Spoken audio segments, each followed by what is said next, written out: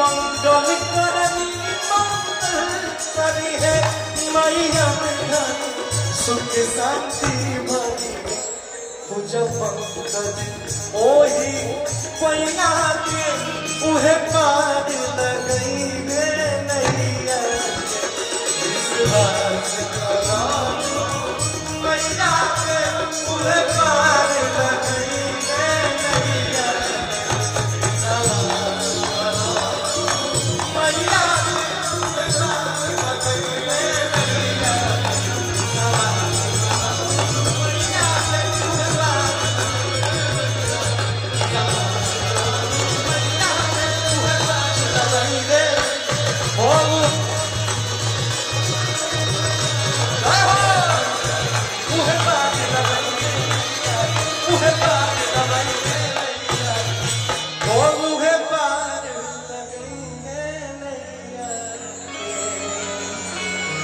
साथे दरबार की भैया हो बुलाए के नहीं थे।